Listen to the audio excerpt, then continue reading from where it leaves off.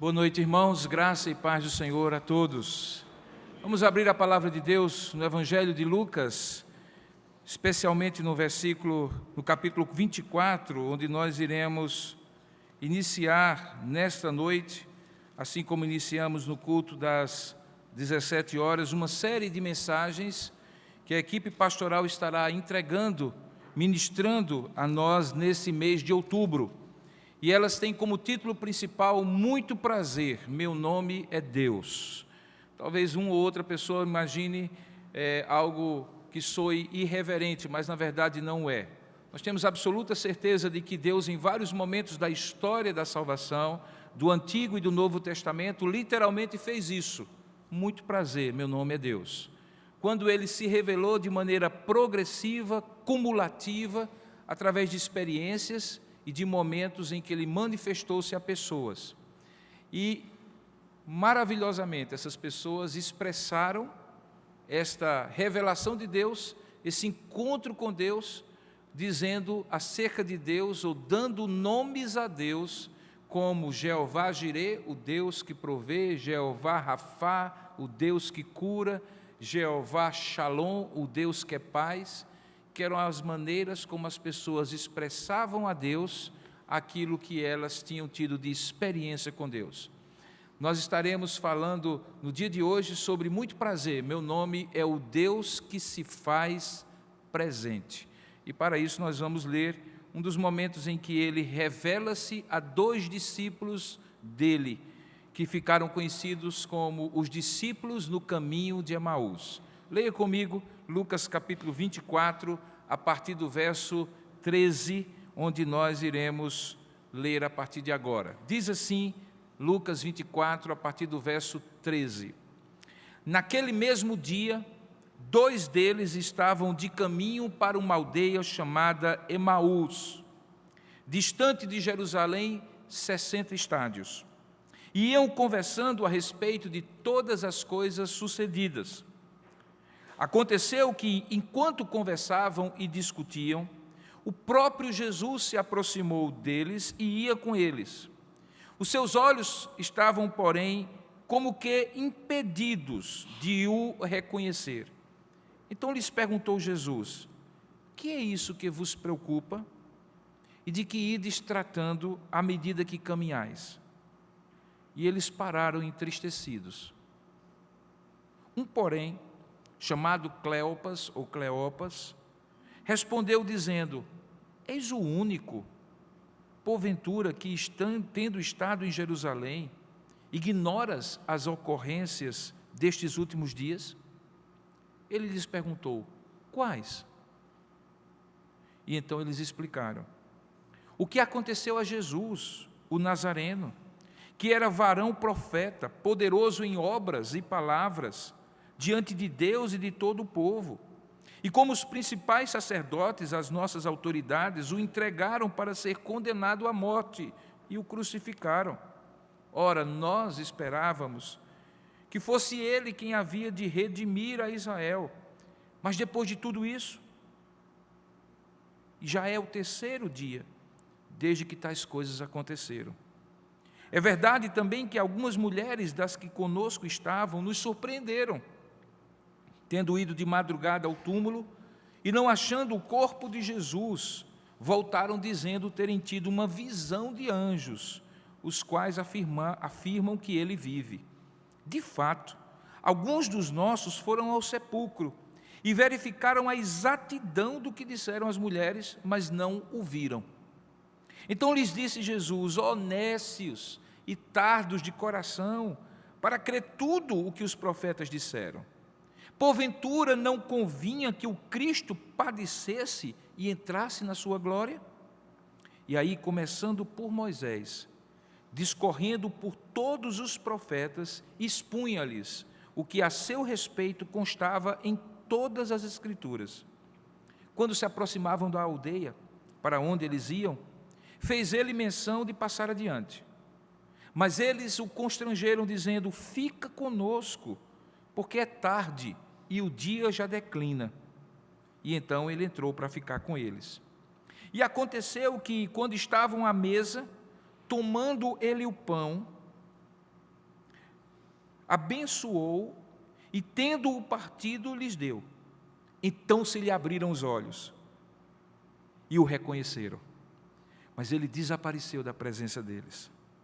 E então disseram um ao outro: porventura não nos ardia o coração, quando ele pelo caminho nos falava, quando nos expunha as Escrituras? E na mesma hora, levantando-se, voltaram para Jerusalém, onde acharam reunidos os 11 e outros com eles, os quais diziam: o Senhor ressuscitou e já apareceu a Simão. Então os dois contaram o que lhes acontecera no caminho e como fora por eles reconhecido no partir do pão. Que Deus abençoe a sua palavra lida. Amém? Curva a sua cabeça por um instante. Vamos falar com o nosso Deus e vamos pedir que Ele fale conosco. Nós não viemos aqui para ouvir um homem falando sobre Deus, mas para ouvir Deus falando conosco, apesar do homem e apesar de nós. Vamos falar com Ele juntos. Ó Deus amado e querido Pai, nós louvamos e bendizemos o Teu santo nome, Senhor, porque é privilégio poder Te adorar no mesmo dia em que esses fatos que nós lemos aconteceram. Não na mesma data, mas o mesmo dia, dia do Senhor, dia em que Teu Filho Jesus ressuscitou, e que nos permite também entender como para aqueles homens talvez fosse difícil compreender o que estava acontecendo. Para nós, talvez seja um pouco mais fácil, Senhor, porque já sabemos que aconteceu, o Teu Filho Jesus ressuscitou. Mas mesmo assim, que como eles, se os nossos olhos estiverem impedidos de Te reconhecer, que o Senhor abra os nossos olhos, que o Senhor dilate o nosso coração e que o Senhor fale conosco, Pai, porque estamos aqui para Te ouvir. Fala, Pai, e nós Te ouviremos, é o que nós oramos, em nome e para a glória de Jesus. Amém. Queridos, se nós pudéssemos olhar para esse texto, nós veríamos que ele se trata de um texto em que fatos são narrados, em que acontecimentos são expostos, em que palavras são relembradas e ditas, mas também em que uma coreografia sagrada acontece diante dos nossos olhos. Se nós pudéssemos olhar esse texto novamente, simplesmente fixando a nossa atenção sobre os gestos, certamente esse texto falaria por si mesmo acerca de como Deus estava naquele momento se revelando como Deus que se faz presente. Aqueles homens que estavam ali no caminho de Emaús, caminhavam assim como nós caminhamos, e em dado momento eles pararam assim como nós paramos, em dado momento eles ouviram e falaram, em dado momento gestos foram feitos, e em todos eles a Sagrada Escritura, a revelação de Deus foi sendo exposta ali para eles. Eles na verdade eram homens que, como discípulos do Senhor Jesus, judeus que eram, viviam uma expectativa de 400 anos em que os seus avós, seus pais, seus bisavós, seus tataravós foram passando de geração a geração uma esperança. E a esperança era que o Messias haveria de vir e, vindo, haveria de trazer redenção a Israel. O povo de Deus já tinha passado debaixo do jugo dos persas, dos gregos, e agora estavam debaixo dos romanos. Sem liberdade de cultuar a Deus, embora que o templo estivesse funcionando na época de Jesus, eles não entendiam como o Deus de todas aquelas promessas havia eventualmente trazido uma esperança tão próxima, tão concreta, e ao mesmo tempo que tinha se esvaído diante dos seus olhos. Esses discípulos, diz o texto, que no mesmo dia em que Jesus ressuscitou, eles eram dois daqueles que estavam no caminho. Se você prestar bem atenção, o versículo 13 se refere aos fatos que estavam expostos, ou que estão expostos, do verso 1 ao verso 12, quando se conta a ressurreição de Jesus.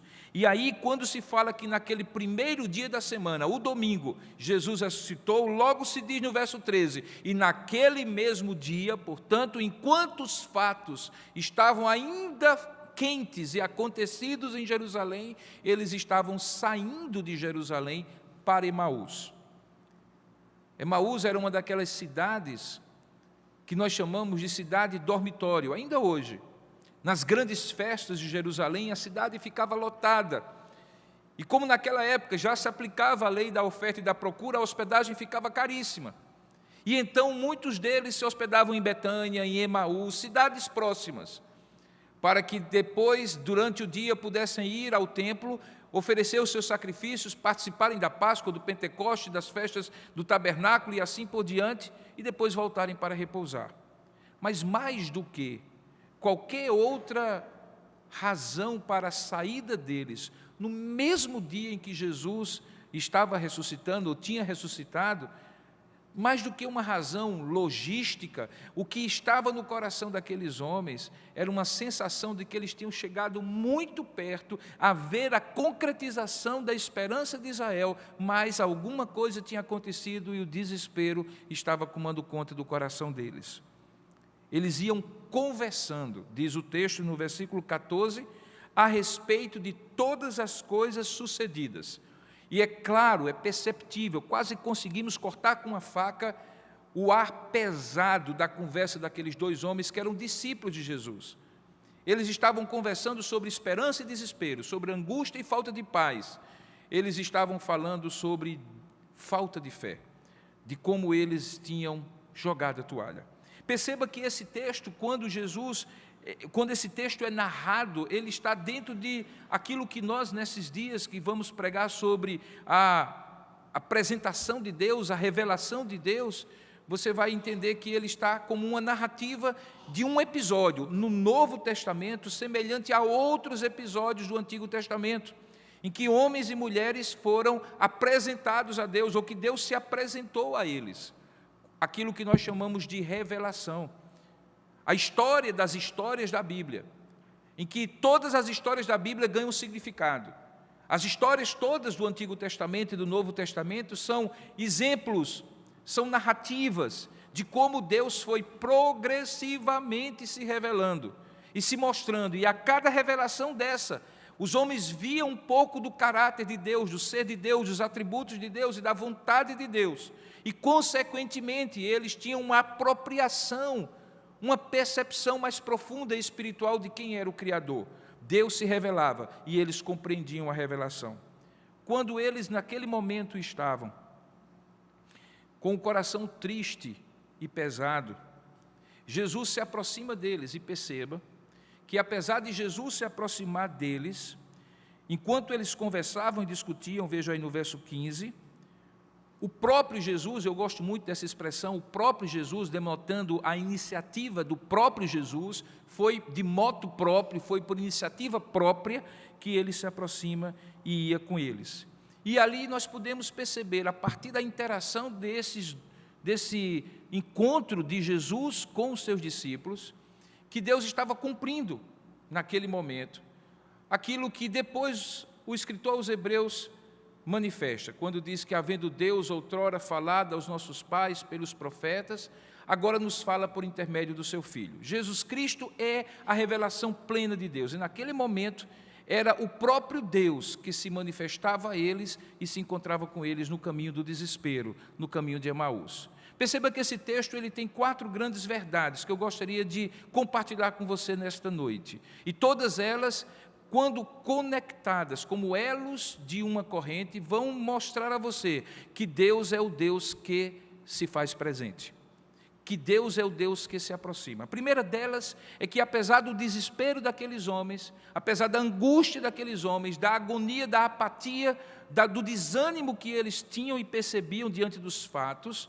que tudo estava no controle de Deus, que nada estava saindo do controle, que a percepção que eles tinham das circunstâncias, era a percepção humana, mas que sobre a experiência humana estava o propósito divino. Se você prestar atenção, quando eles em dado momento começam a interagir com Jesus, a partir do momento em que Jesus, no versículo 17, pergunta a eles por que eles estavam preocupando, qual era o sentido, a essência da preocupação deles, Jesus diz assim: que é isso que vos preocupa, e de que ides tratando à medida que caminhais? E eles pararam entristecidos, e Cleopas começa a dizer as coisas, e Jesus questiona no verso 19, que coisas são essas?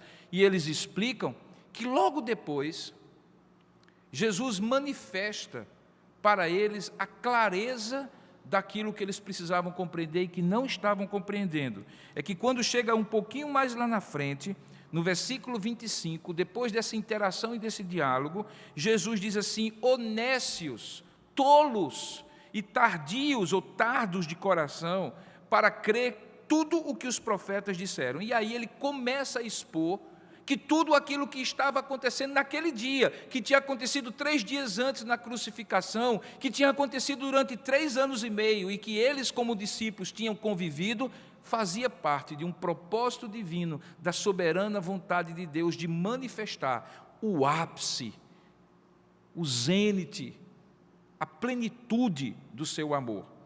Porque se durante todo o Antigo Testamento, todas aquelas vezes que Deus se manifestou para homens e mulheres, através de visões, de sonhos de profetas, e que apontavam para aquele que haveria de vir, agora, aquele que havia de vir, tinha vindo. Era ele que estava ali. O escritor aos Hebreus, como eu acabei de citar, diz que havendo Deus outrora falado aos nossos pais pelos profetas e de muitas maneiras, ali havia aprouvido a ele se revelar perfeito, pleno, completo na pessoa do seu Filho. E ele nos deu Jesus. Jesus era, portanto, aquele que estava ali se revelando e revelando o propósito eterno de Deus de maneira completa, que estava no controle de Deus, que, como ele mesmo diz aqui, não convinha, não era do propósito e da conveniência de Deus, verso 26, que Cristo padecesse, que o Cristo, o Messias, padecesse e entrasse na sua glória. Então Jesus remete naquele momento para aquilo que durante todo o Antigo Testamento tinha sido dito. É quase como se Jesus estivesse dizendo assim: olhe, a promessa que foi vista e que foi ventilada e manifestada várias vezes, ela se cumpriu em mim. E aí Jesus começa a pregar um sermão sobre ele mesmo, porque diz o texto, voltando um pouquinho, que ele começa a manifestar de Moisés, passando pelos profetas, verso 27, tudo o que a seu respeito constava em todas as Escrituras. Naquele momento, irmãos, esse é o único texto da Escritura e que nós nos encontramos. Talvez um outro que possa ser parecido com esse é o que está em Lucas capítulo 4, quando Jesus está na sinagoga de Cafarnaum e ele lê o profeta Isaías e diz: agora se cumpriu isso. Mas nesse texto fica muito claro que ali nós temos a promessa, Jesus relembra a promessa sobre o Messias, Jesus está presente ali, ressuscitado diante dos seus olhos, e Jesus prega um sermão sobre si mesmo, dizendo: isso era da conveniência do Pai, do propósito de Deus, nada fugiu ao seu controle. Não houve coincidência, não houve imprevisto, não houve azar, não houve nada, houve um propósito que Deus cumpriu. Essa é a primeira e grande verdade. Porém, apesar disso, e apesar do amor que Deus propriamente, por iniciativa própria, manifesta nesse momento a ponto de se aproximar deles, eles não tinham condições espirituais de reconhecer Jesus. Preste bem atenção a uma coisa. O texto que nós lemos, diz o texto que eles estavam discorrendo sobre as coisas que tinham acontecido. Verso 15. Quando Jesus se aproxima e ia com eles, no verso 16 diz assim: os seus olhos, porém, estavam como que impedidos de o reconhecer. E essa é a segunda grande verdade. Deus às vezes está presente ali na nossa vida, assim como estava na vida deles, e nós não percebemos. Eles não percebiam. Mas não percebiam porque Jesus, agora que tinha um corpo glorificado, tinha diferentes feições. Assim como alguns comentaristas ou pessoas interpretam, que eles não reconheceram porque Jesus estaria diferente. Não. Na verdade, era o problema não em Jesus, o problema estava neles. Os olhos deles não conseguiam perceber, não conseguiam entender. Para um judeu, a maneira como ele usa os sentidos, visão, audição, para dizer como alguém se apropria do conhecimento de Deus é bem peculiar. E quando alguém é dito, ou é dito acerca de alguém, que os olhos desta pessoa estavam impedidos de reconhecer, basicamente do ponto de vista de um judeu, estava sendo dito assim: era incompreensível para eles quem era Deus e o que Deus estava fazendo. Essa é a razão porque a Bíblia diz que ninguém jamais viu a Deus. Porque a ideia é que quando você vê a Deus, em tese você compreende Deus, porque o ver a Deus é a própria compreensão da essência, da vontade, do seio e dos atributos de Deus. No entanto, Deus estava ali presente, porque aquilo que eles não conseguiam ver estava revelado, encarnado ali diante dos seus olhos. A questão, portanto, não era que eles não podiam ver porque Deus não estava se revelando. Eles não podiam ver porque o impedimento dos olhos deles era decorrente da natureza pecaminosa e do efeito da angústia e do desespero que tomava conta do coração deles naquele momento. É possível, sim, queridos, que em algum momento da nossa caminhada nós estejamos tão angustiados, tão entristecidos, tão abatidos, que nós não consigamos perceber Deus junto de nós. O Antigo Testamento e o livro de Salmos em particular está cheio de referências em que o salmista clama: Senhor, onde tu estás? Senhor, até quando? Senhor, te apressa. Senhor, onde tu estás? A angústia do coração humano meio que coloca uma venda nos olhos humanos, de tal maneira que ele não consegue perceber a presença de Deus. É fruto da natureza pecaminosa. Quando nós nos angustiamos pelas circunstâncias, somos afetados por aquilo que nós esperamos e não acontece da maneira como nós esperamos. E no caso específico aqui, não era uma esperança qualquer. Aqueles homens tinham estado com Jesus provavelmente alguns meses, talvez até anos desde o começo.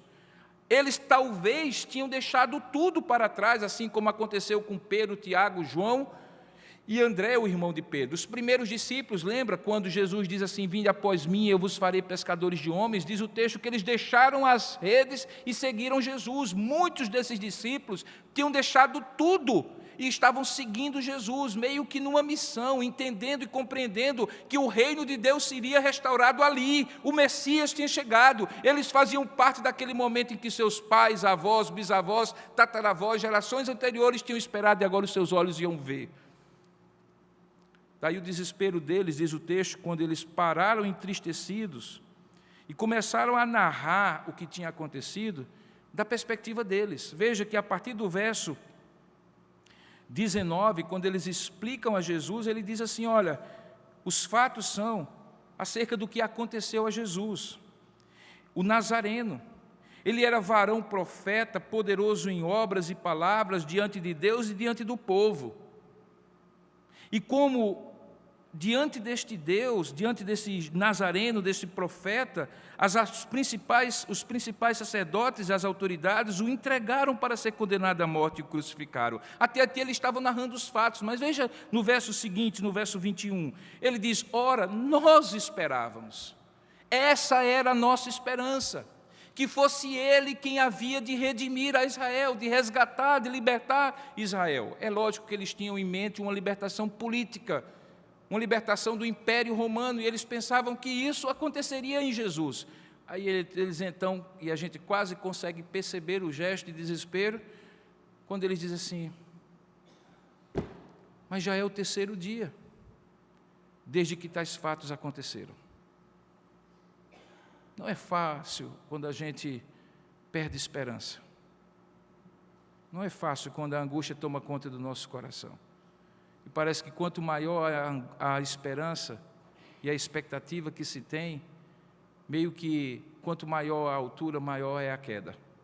E aqueles homens estavam prostrados. Eles caminhavam em Emaús, mas eles estavam prostrados. E preste bem atenção, que até mesmo a direção em que eles estavam indo revelava o estado emocional e espiritual da alma deles. Eles estavam saindo de Jerusalém, o centro do lugar onde se adorava, para onde eles tinham convergido uma semana antes. Eu imagino que esses homens tinham entrado com Jesus uma semana antes daquilo que ficou conhecido como Domingo de Ramos. E toda a multidão daquela cidade dizia: Hosana, Hosana, bendito que vem em nome do Senhor. E agora, uma semana só, eles estavam tendo que curtir a pior decepção da vida deles. Eles tinham visto Jesus ser crucificado e a esperança se esvaído. Quando isso acontece com a nossa alma, a gente não consegue perceber nem Deus perto da gente. A gente se angustia e Deus pode estar presente na sua plenitude, como Jesus estava ali. A promessa, o cumprimento e o sermão sendo pregado para nós, e mesmo assim, eles não percebiam. Essa é a segunda verdade. Mas há uma terceira verdade tremenda nesse texto. É que enquanto Jesus claramente mostra que todas as coisas estavam dentro do controle, Deus estava sendo soberano, eles estavam angustiados e por isso não conseguiam perceber. No entanto, há um momento em que, de alguma forma, se tornou o momento da decisão. Perceba comigo a partir do verso 28. Diz assim, que quando eles se aproximavam da aldeia, ele se referia a Emaús.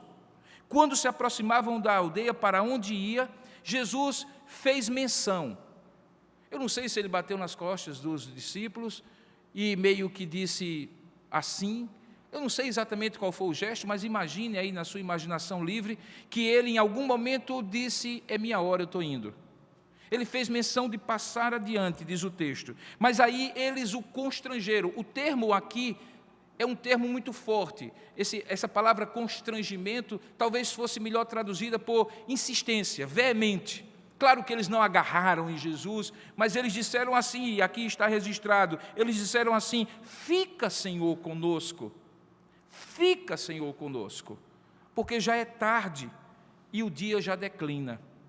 Essa poesia belíssima dessa frase, fica, Senhor, conosco, porque o dia já é tarde e o dia declina, acabou gerando um dos hinos mais bonitos do inário evangélico na história. Mas acaba revelando também o momento, a preparação para o momento em que Jesus se revela para eles. Veja o que é que acontece logo depois. Diz que ele entrou para ficar com eles.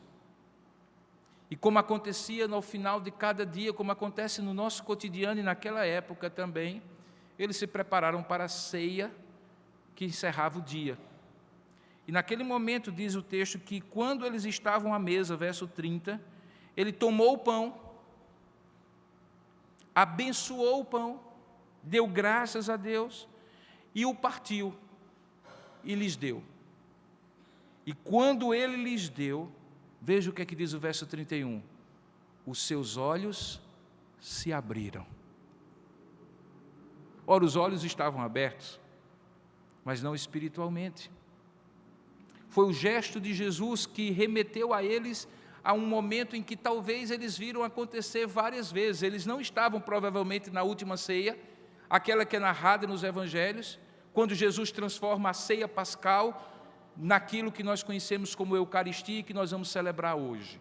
Mas eles estiveram em vários momentos nas ceias normais do dia a dia e com Jesus, viram Jesus com o mesmo gesto, com a mesma santidade, com o mesmo significado que ele dava àquele momento, dizer assim, agradecer a Deus, partir o pão e entregar para eles. E naquele momento, Jesus se revelou para eles na coreografia sagrada da Eucaristia. Diga-se de passagem que quando nós chamamos o sacramento da Eucaristia de sacramento, e quando chamamos isso de algo que revela visivelmente o que é invisível, nós estamos falando justamente da ideia de símbolo. Esse meio de graça que nos permite olhar o pão e lembrar que o pão remete ao corpo de Cristo e que o vinho remete ao sangue derramado ao Calvário. Assim também aconteceu com eles. E então os seus olhos se abrem. E eles, diz o texto, o reconheceram. Agora os olhos deles podiam ver. Mas veja, os olhos deles podiam ver porque Jesus se revelou. E de fato a nossa doutrina e a nossa teologia diz que nós não podemos ver a Deus se Deus não se deixar ver por nós. Que é Ele quem se revela, que é Ele quem tira o véu e se apresenta para nós. E Ele o fez agora, e aqueles homens agora podiam quase que ouvir Jesus dizendo assim, muito prazer, meu nome é Deus. Eu sou o Deus que se faz presente. Eu sou o Deus que se faz presente na hora de maior desespero e angústia que vocês estão. Quando vocês estão saindo do lugar onde tudo aconteceu sob o controle de Deus e indo para a periferia da vida, achando que tudo acabou, saibam, não acabou. Eu sou Deus, o Deus que se faz presente. Eu estou aqui com vocês. Não por coincidência, quando foi dito quem seria Jesus, lembra nos evangelhos? Quando se fala sobre ele, é chamado de Emanuel. Emanuel é Deus conosco. Não por coincidência, quando o evangelista João fala sobre o verbo que se fez carne, no capítulo 1, verso 14, é dito assim: e o verbo se fez carne e habitou entre nós, e vimos a sua glória, glória como do unigênito do Pai. Ali estava o verbo encarnado, e ali eles reconheceram. Mas veja bem o que é que acontece. Naquele momento, e essa é a terceira grande verdade, quando Jesus se revela, ele concede o dom da fé para aqueles homens. Não há nada que eu possa fazer para ter fé. Não há nada que alguém possa fazer para ter fé. Fé não se fomenta, fé não se compra, fé não se vende, fé não se produz, fé não se obriga, fé não se impõe. Fé é dom de Deus. O escritor aos Efésios, o apóstolo Paulo, diz que a fé é dom de Deus, não de obras, para que ninguém se glorie. Ainda que ao ouvir a palavra, diz o Senhor que a fé vem pelo ouvir e ouvir a palavra, mas saiba que fé não é alguma coisa que eu decido ter, é algo que Deus decide me dar. E quando Ele decide me dar, tendo regenerado o meu coração, eu consigo ver aquilo que eu não conseguia ver até então, e foi isso que aconteceu com aqueles homens. Eles o reconheceram, porque eles começaram a olhar pelo olhar da fé, da confiança. E não há remédio maior, querido, para a angústia, para o desespero, para o desânimo, para o descrédito, do que Deus nos derramar a sua fé.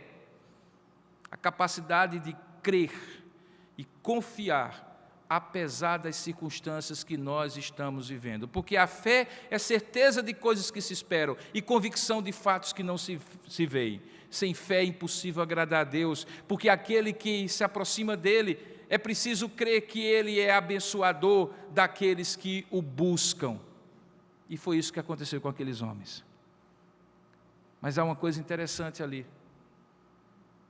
É que logo após eles entenderem que Deus estava no controle de tudo, que o desespero deles não era desespero de Deus, logo depois de eles manifestarem o quanto desesperados eles estavam, a ponto de não reconhecerem Jesus, e tendo Jesus manifestado-lhes a fé, veja o que é que acontece logo depois, diz o texto no verso 31, então se lhe abriram os olhos, e o reconheceram, mas ele desapareceu da presença deles. Jesus foi-se, porque a manifestação, a revelação já tinha sido feita. E aí eles começam a rememorar. E dizem um para o outro: rapaz, será que a gente não estava percebendo? Veja, porventura não nos ardia, verso 32, o coração, quando ele pelo caminho nos falava, quando nos expunha as Escrituras? Como eu costumo falar, em mais de 30 anos, vendo pessoas se encontrar com Jesus Cristo, eu não consigo me surpreender mais, eu não consigo parar de me surpreender, eu continuo me surpreendendo como Deus toca no coração das pessoas antes dessas pessoas entenderem o que está acontecendo. De como Deus vai caminhando com as pessoas, ardendo o coração, tocando a alma, mexendo com as emoções, dando insights que não vêm de dentro para fora. São manifestações da revelação de Deus, como eu costumo dizer, antes de Deus pular para dentro de você e fazer de você uma moradia e uma habitação, Ele vive perseguindo você na vida quando você é eleito do Senhor. E em vários momentos Ele se revela ainda que você não perceba. Depois, você olha para trás e diz assim: agora eu estou lembrando, o meu coração se ardia em tal e tal e tal ocasião, não era coincidência, Deus estava atrás de mim. E aí, o que acontece? Jesus vai, e aí a quarta grande verdade desse texto se concretiza. Verso 33, diz assim: e na mesma hora, e a expressão adverbial de tempo é importante, não foi depois, não foi um dia depois, não foi 10 dias depois, não foi depois que eles tomaram banho, dormiram uma noite de sono, se recuperaram da caminhada, foi na mesma hora. O que aconteceu na mesma hora? Diz o texto que eles se levantaram e voltaram para Jerusalém. A palavra metanoia, arrependimento, significa mudança de pensar, mas também mudança de rumo. Quando Deus entra na nossa vida, a gente está indo para um lado e de repente Deus nos faz virar completamente para outro. E foi o que aconteceu com esses homens. De Jerusalém, em lugar de esperança e de desespero para eles, indo para Emaús, Deus vira a bússola da vida deles e os encaminha de volta para o lugar da fé, de volta para onde Jesus havia ressuscitado, de volta para onde os discípulos do Senhor estavam ali, aguardando a volta dele e ao mesmo tempo esperando o cumprimento da promessa que o Espírito Santo lhes seria derramado, e o que aconteceu 50 dias depois da Páscoa no Pentecostes. Eles voltam, e diz o texto que eles voltam para Jerusalém, onde acharam reunidos os 11 e outros com eles, e ali acontece a quarta grande verdade. Eles receberam fé, mas receberam também uma missão de voltar e contar o que Deus havia se revelado para eles.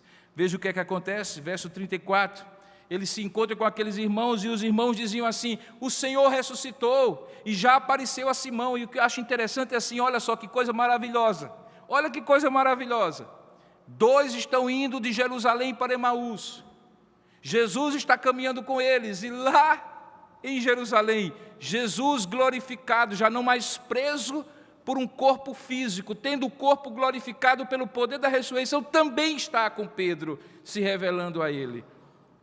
Eu não imagino um Deus mais presente do que um Deus que se faz presente tão individualmente em alguns que estão saindo de Jerusalém para Emaús e em outros que estão em Jerusalém.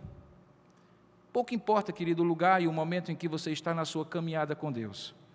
Saiba de uma coisa: diária e cotidianamente Deus está dizendo para você: muito prazer, eu sou o Deus que se faz presente. E quanto maior for a angústia e o desespero do momento, provavelmente mais certa é a certeza, a convicção que vai brotar no seu coração de que Deus e somente Deus se aproximou quando todos se afastaram. Ficou de frente e lhe estendeu a mão quando todos lhe deram as costas, porque Ele é esse Deus que se faz presente. Essa história, portanto, é a história de um Deus que controla, independente do desespero do homem, que concede fé para ser reconhecido e que dá uma missão diante da fé que Ele concede ao coração do homem. Diz o texto que eles já estavam celebrando, porque o Senhor ressuscitou e já havia aparecido a Simão. E aí o que é que acontece no verso 35? Diz o texto que eles então começaram a contar o que lhes acontecera no caminho e como fora por eles reconhecido no partir do pão. Eles se transformaram em testemunhas do que Deus estava fazendo na vida deles. Eu não sei qual é o momento em que você está na sua vida, em que ponto da sua caminhada. Se você está saindo de Emaús e vindo para Jerusalém, simbolicamente falando, é claro, ou se você já esteve em Jerusalém e está hoje saindo de Jerusalém para a periferia do esquecimento, do desespero e da ausência e da negação de Deus na sua vida. Mas eu sei de uma coisa: hoje, Jesus está dizendo assim: muito prazer, eu sou o Deus que se faz presente. Seja qual for a situação, Deus jamais lhe abandonará. Uma das últimas palavras de Jesus é: e eis que eu estou convosco todos os dias, até a consumação dos séculos. Ele está hoje, Ele está no momento da angústia, Ele está no caminho de Emaús, Ele está no coração daquele que diz assim: Senhor, fica conosco, porque o dia já declina, e basta que você o faça agora, e Ele vai se manifestar como Deus que está presente na sua vida. Curva a sua cabeça por um instante e feche os seus olhos. Eu não sei qual é o momento da sua caminhada, querido, mas eu sei de uma coisa: Deus se faz presente. Deus se faz presente. Por isso eu convido você agora a dizer como aqueles discípulos: fica, Senhor, permanece comigo, Senhor, fica conosco, Senhor, Vamos orar juntos.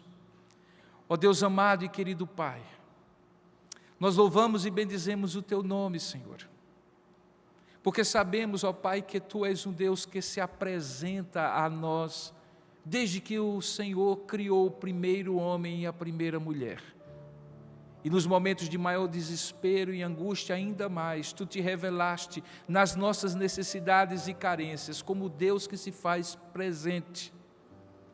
Visita agora corações que estão aqui presentes neste lugar, que estão na Tua presença, aquela onipresença maravilhosa que Te faz estar em todos os lugares do universo e além dele, com a plenitude dos Teus atributos e do Teu ser. A onipresença se faz ainda mais real quando 2 ou 3 se reúnem em Teu nome para Te adorar. E mais real ainda, quando um coração diz assim: fica conosco, Senhor. Eu te peço, Pai, que brotem agora dos corações dos Teus filhos e das Tuas filhas essa mesma oração, para que eles entendam que nada foge do controle de Deus, que a angústia e a decepção do momento que talvez estejam passando, ainda que os impeça de Te reconhecer tão próximo deles, haverá um gesto, um momento em que Tu doarás fé, por meio até do sacramento, como aconteceu ali com aqueles 2 em Emaús. E então o Senhor nos dará uma missão. Ó Deus, abençoa os Teus filhos e filhas que estão aqui. Abençoa-os com a graça do Senhor e da presença abençoadora do Teu Filho Jesus, pois é isso que nós Te oramos e Te agradecemos em nome e para a glória de Jesus. Amém, Senhor.